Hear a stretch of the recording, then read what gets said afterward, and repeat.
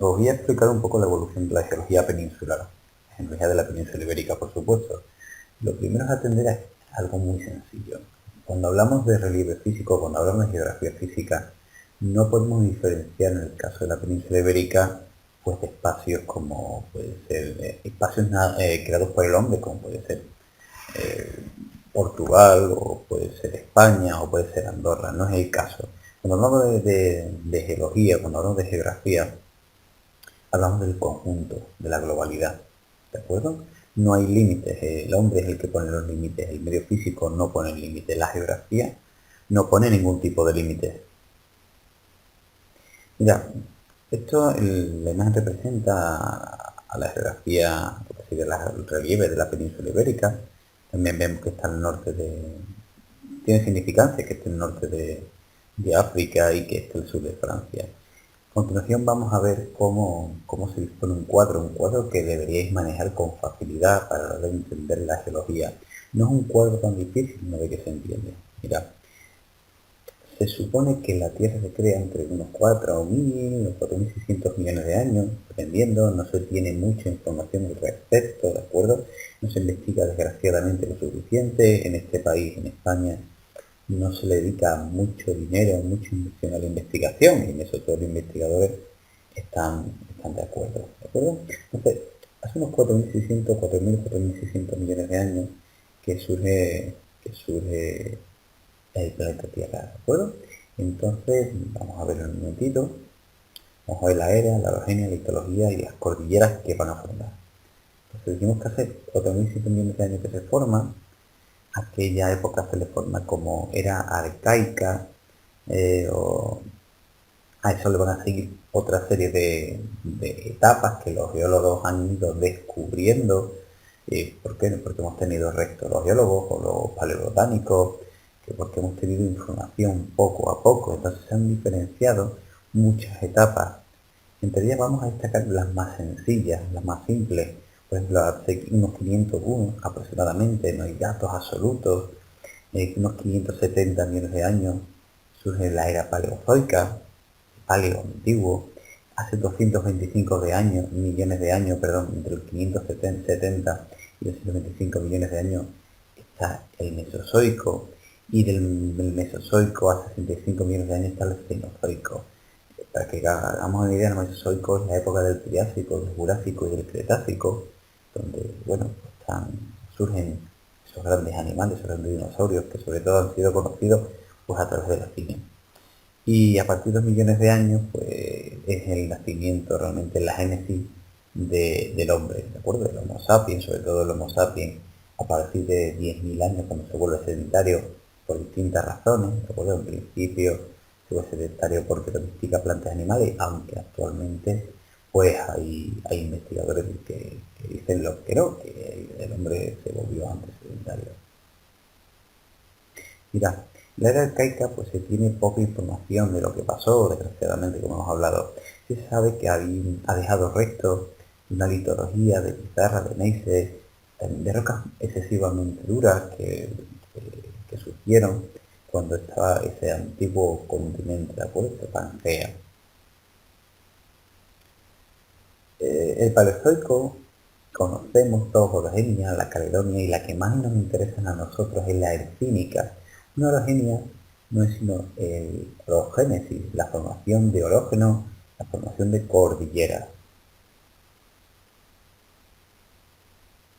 Como veis en el dibujo, se formó prácticamente esa zona, sentimos la imprecisión, se surgió en esa zona, en la región arcaica, esas cordilleras, esa zona, y que en el Paleozoico realmente van a formarse las montañas, que ahora mismo pues sería el macizo galaico, sería la parte occidental de la cordillera costero-catalana, sería el sistema central, y serían los montes de Toledo, y por supuesto ese reborde que daría lugar a Sierra Morena.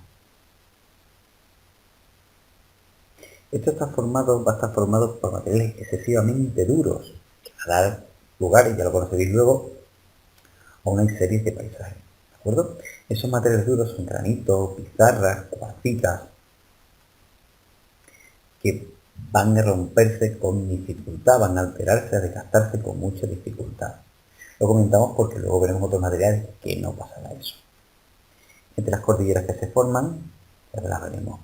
El caso mesozoico, realmente no ocurre nada, ¿de acuerdo? El Mesozoico se conoce como una etapa de calma orogénica como la que actualmente tenemos, donde realmente no ocurre nada. Lo único que ocurre es que tampoco son transgresiones y regresiones marinas. ¿Esto qué es? Quiere decir que una transgresión es que el mar invade parte de la Tierra, ¿de acuerdo? Por X motivos que no vamos a entrar porque no nos interesa en este curso.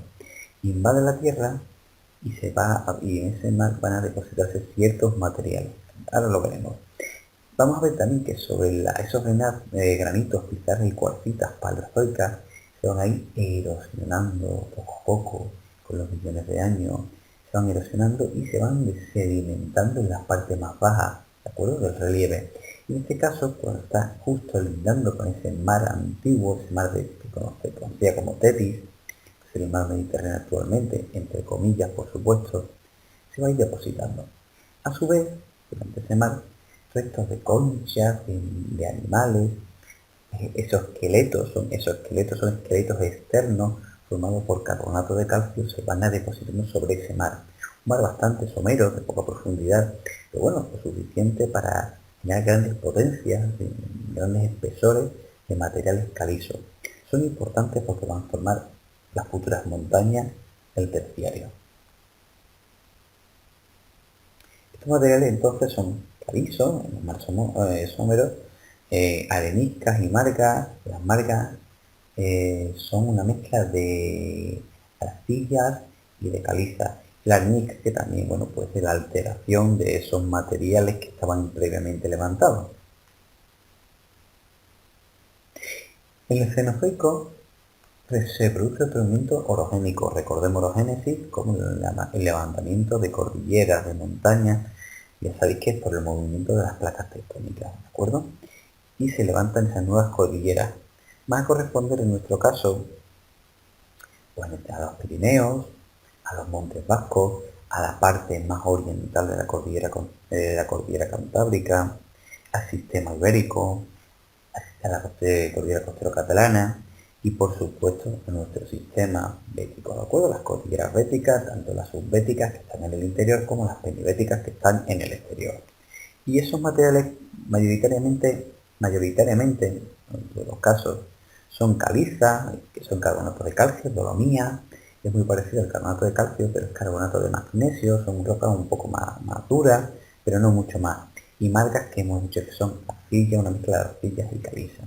Es cierto que vamos a encontrar restos, sobre todo en el Pirineo axial, en ese eje principal del Pirineo, que son materiales más duros.